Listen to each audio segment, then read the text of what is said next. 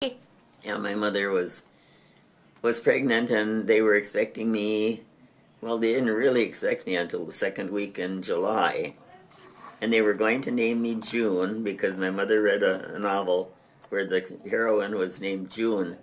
And she liked her so much she was going to name, if it was a girl, she was going to name the baby June. and and a lot of people think it was because they knew it was a June baby, but it wasn't a June baby. And then they had their babies at home. They had to get their women to help at home, with the delivery and that. And so she already, of course, had her lady. And then this one day she went next door to visit the lady who had lived next door there. And a rickety porch, why that lady would ever say sit out on the porch, it must have been hot. Well, it was summer, June 11th, and it must have been hot then that time. I mean, that's not the day she went to visit. That's the day I was born, of course, quite a bit later. But uh, anyway, while she was sitting there, something happened. I don't know just what it was, but the porch kind of just broke up, and somehow or other my mother was thrown right off the porch and onto the ground and started labor. And so it's at home. The lady comes and the doctor comes and then my mother's in labor, and it was, I guess, 3 days that she was in labor, which we'd never find happening now, at all.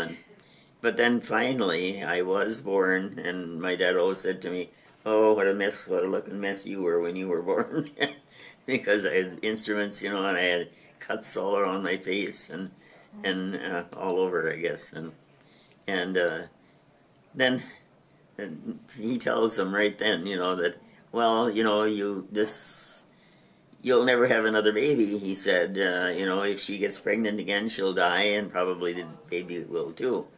So that told them right there, then that was their first child. They just were married, and I was the first pregnancy, and so then they thought about it and decided they weren't going to adopt. They would just have me, and that's when they really concentrated on me too, and so many things that, just like I know I've told you before, how when I was old enough to be eating and learning to chew and everything, they taught me to chew, and so many times for every mouthful I had, and everything that I was to chew until all of my the juices in my mouth were working, all of the everything, digestive juices that you have in your mouth started to work up there, and they had studied all of that, I guess, and so to this day I'm such a slow eater, because I just chew it, and of course now I thought my dentures would take me through,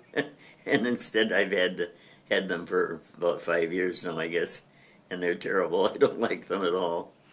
But anyway, then my mother spent a lot of time with me, and I loved to read, and because she read to me when I was real little, and then when I got to doing the reading, then I loved to read, and lots of times I'd be reading, and some kids would come to the door and knew it was my friends and wanting me to go out to play, and I'd just say, "Oh, just tell them I'm busy doing something in here," because I wanted to keep on reading, and she would do that for me. So when I started school, then I knew how to read and write, do arithmetic. I knew how to do everything of that sort. So they took me in for first grade, so I went to second. Then they took me in for the third grade, wanted to put me in fourth, and my folks said no, for which I've been eternally grateful, because that would have been so bad the way it was. I was, way younger than the other kids in the class, and I graduated when I was 16, and but my parents, on the other hand, were so good to me that they would take me to these things up at the high school, and never complained or anything. They always took me and took me back home again, and whatever was going on, like if it were a dance and I had been asked to go to the dance by some fellow, they'd take me up, and he could get me when I got into the school and go to the dance in the evening. They were there to pick me up afterward and drive me home, and and so that worked out really nicely, and that's the way it went until I was getting old enough to probably be out on a date. And then we were a lot more conservative about dating, in those days than they are now. They didn't start as young. But my folks were really good about that I could get to take part in all of the things like that.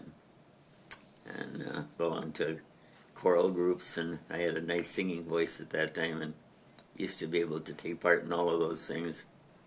So that was nice.